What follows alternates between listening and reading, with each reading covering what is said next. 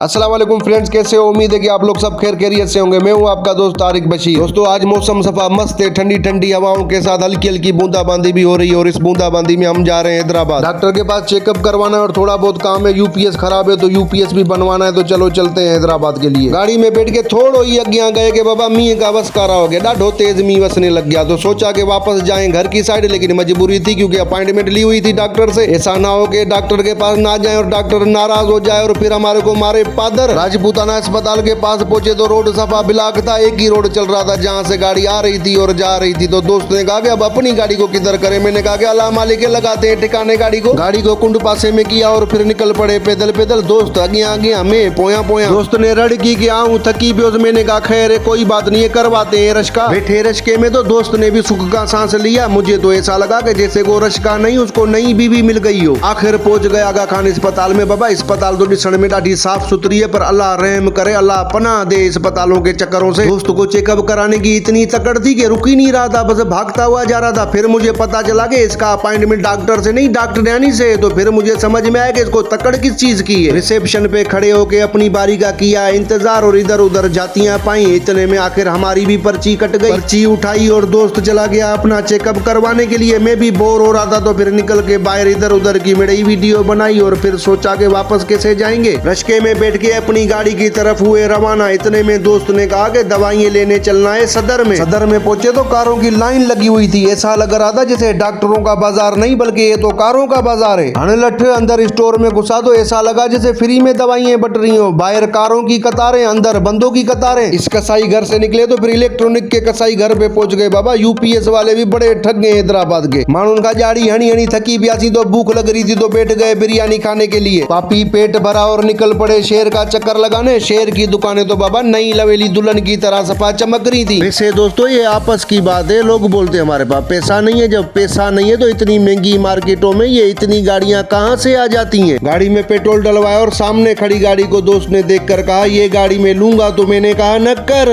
चाचा केएफसी को सलाम किया और फिर निकल पड़े अपने शहर टंडो आदम की तरफ। व्लॉग अच्छा लगा हो तो मेरे चैनल को सब्सक्राइब और बेल आइकन के बटन को जरूर प्रेस कर देना।